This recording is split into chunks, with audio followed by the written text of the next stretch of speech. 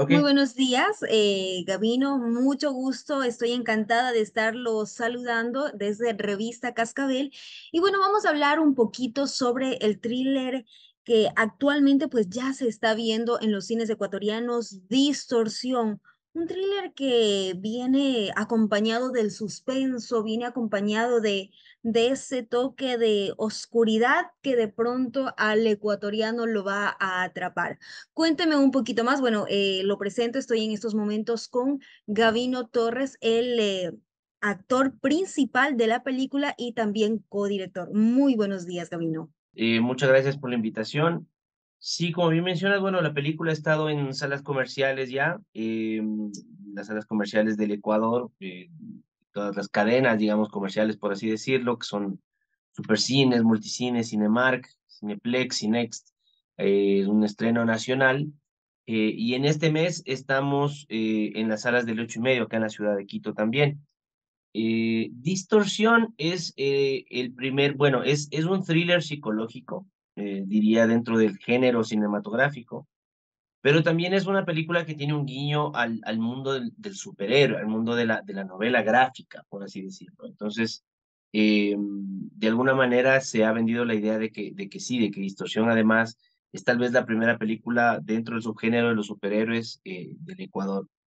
Es Eh, una película sin duda alguna muy emocionante, es una película, eh, yo diría que al enmarcarse dentro del thriller, pues es una película del estilo en la cual el público, la audiencia tiene que ir descubriendo ciertas cosas.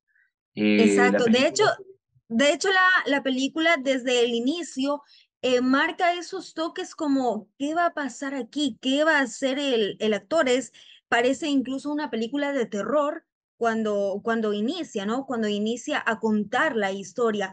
Entonces, me gustaría conocer cómo fue también encarnar al actor principal, porque pues tiene algunos eh, problemas en su entorno, tanto personal como familiar, y lo cual pues también lo refleja al exterior, a las personas que lo rodean en esta película. ¿Cómo fue encarnar este personaje? bueno, creo que el personaje se encarna desde el concepto de qué es lo que le sucede. Entonces, básicamente el personaje que yo encarno se llama Julián.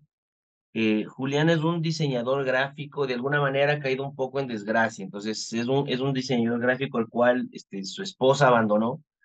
Y con ella, pues obviamente se llevó a su hijo. Entonces, un poco la película es de esa búsqueda de Julián por volver a estar con su hijo, que es de alguna manera pues el motivo y la razón de su vida. Em, pero entonces, claro, este abandono, por así decirlo, que el personaje sufre, pues obviamente también es un abandono que le causa un abandono personal también a él. Digamos, él se deja estar de la soledad, se deja estar un poco de la desesperación. Es un personaje sin duda alguna, yo diría, bastante inestable.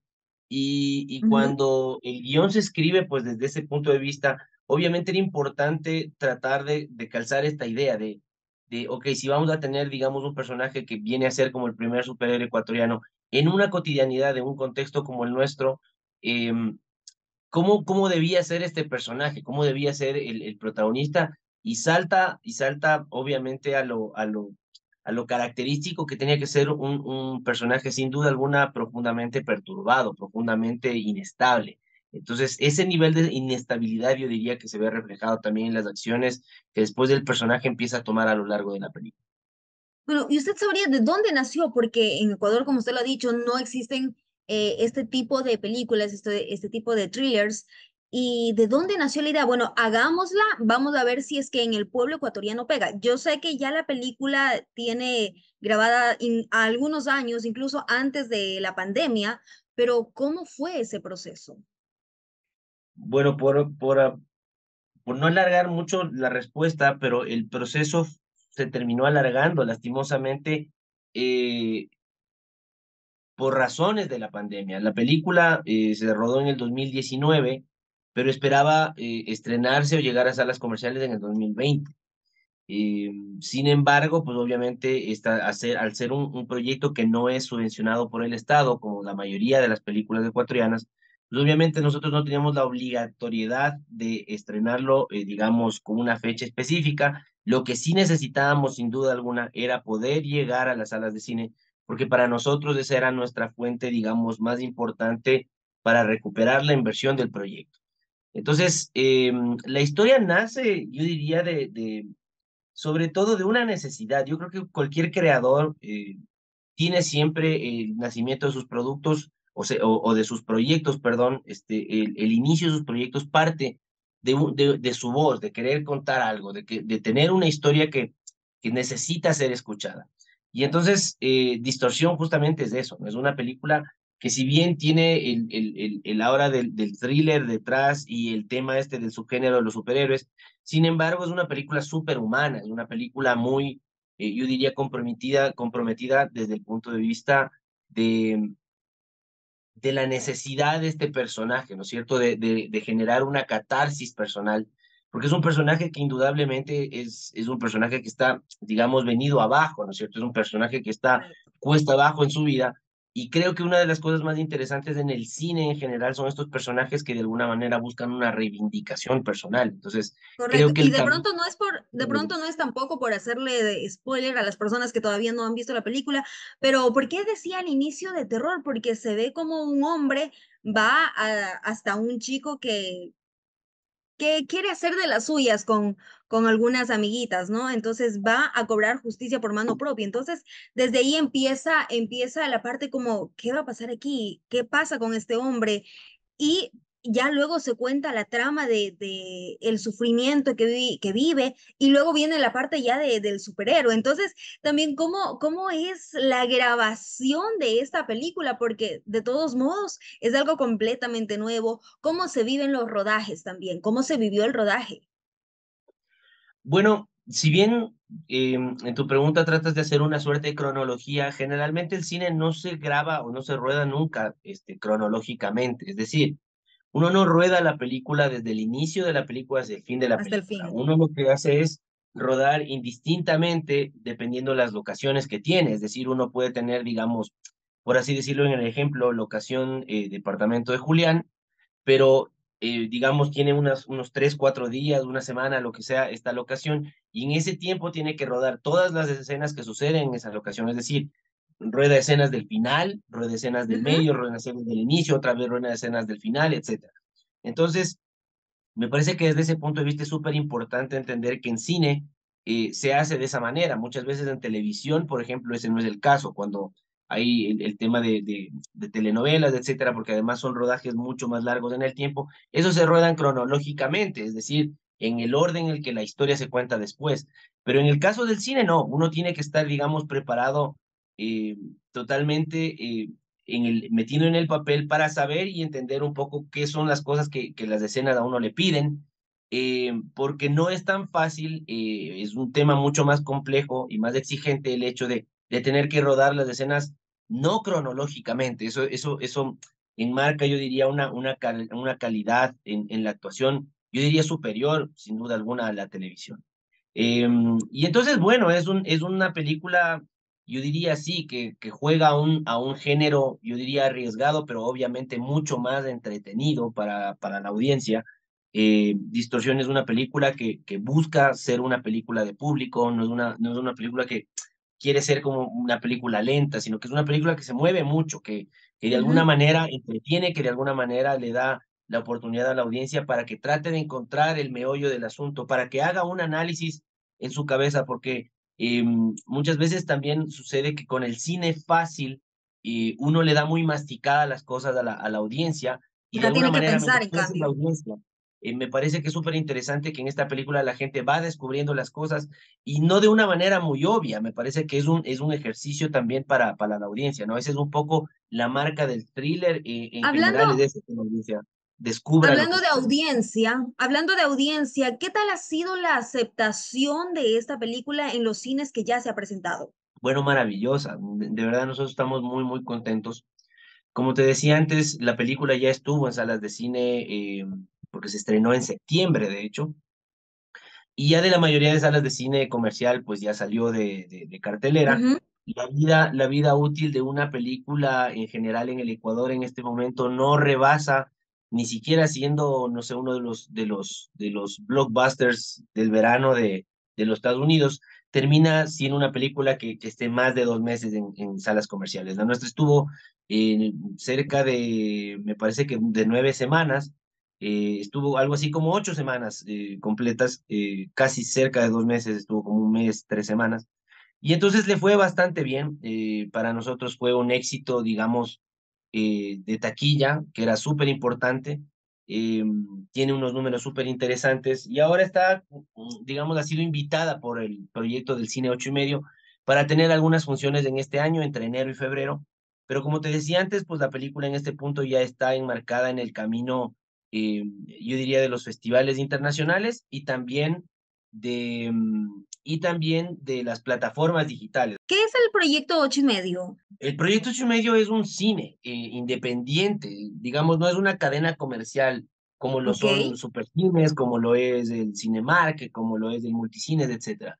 El 8 y medio es un cine independiente muy, muy lindo de acá de la ciudad de Quito, que está en el barrio de La Floresta.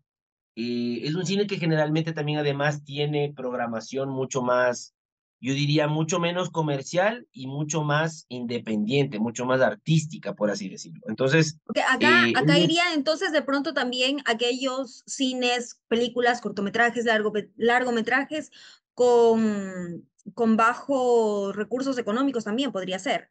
no necesariamente, no. Ok, Me refiero más a cine yo diría a cine, en un poco se le conoce como cine de autor, que no necesariamente es ok. cine de bajo presupuesto, pero es cine menos comercial. Va a haber películas de Greta Gerwig, etcétera. Entonces ese es un poco el cine en el que se está ahorita pasando la película. Ah, ok.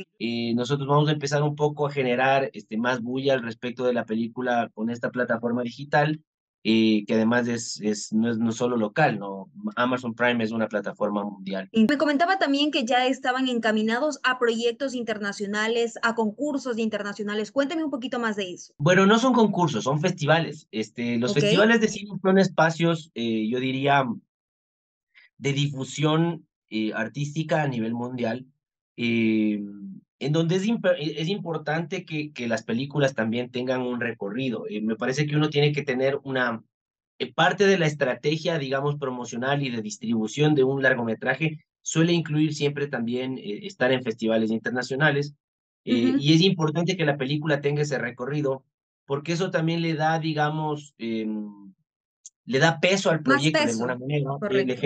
le genera, digamos, un aval a nivel internacional, que es importante tenerlo. Me parece que la película, bueno, ha estado en un montón de procesos que le pueden colocar a nivel internacional en algunos festivales. Entonces vamos a estar en festivales de cine en Miami, tenemos uno ahora en diciembre, estuvimos en La Habana, ahorita cerca, me parece que entre febrero y marzo vamos a estar en Guadalajara, vamos a estar en Uruguay, vamos a estar en Bélgica. Entonces ¿Ok? es interesante porque es un recorrido bonito que se suele hacer con el cine, con el proyecto de largometrajes. Y es interesante porque además son lugares de encuentro de cineastas, de actores, de productores. Eso es chévere ser como partícipe de eso. Luego la película también, siendo una película, digamos, de cine ecuatoriano, pues obviamente está dentro del short list que se le dice de las películas de posibles representantes del Ecuador para los premios Goya, para los premios Oscar, para los premios Ariel, para los premios Platino, que son más bien ya estos sí, más que festivales, sí son, digamos, por así decirlo, unos premios bastante importantes de la comunidad cinéfila a nivel iberoamericano. Y Y sin duda, generalmente hay un solo representante. sin duda con esta película, pues apuntan hasta allá, perfecto. En este caso, ¿cuál es su visión ya no como parte de la película, sino como actor también? De pronto internacionalizarse con este personaje. Bueno, me parece que es un poco la búsqueda de cualquier proyecto cinematográfico, es justo eso, es seguir haciendo cine. Entonces, nosotros un poco la idea que tenemos o que teníamos con Distorsión también era crear la idea de tener un proceso propio para poder producir cine y vivir de cine, porque básicamente producir cine es difícil aquí en el Ecuador, pero es difícil en el mundo entero. Las únicas dos industrias que funcionan, digamos, correctamente con el tema de cine como industria es Hollywood y en la India Bollywood. Bollywood. Entonces, El resto de lugares en donde se hace cine, México, Argentina, España, a nivel mundial el cine es subvencionado por el Estado. Entonces nosotros no queríamos ser una película que no se pueda llegar a realizar si es que no tenía subvención estatal. Y hemos encontrado una forma para lograrlo. Entonces, una vez que ya la película funcionó, para nosotros es súper importante saber que una vez que el proceso ha sido un proceso exitoso, que pudimos llegar a salas comerciales de cine, que estamos en festivales internacionales, que estamos en plataformas digitales, pues un poco ese es el recorrido que una película tiene que tener y para nosotros es chévere saber que sí lo podemos lograr.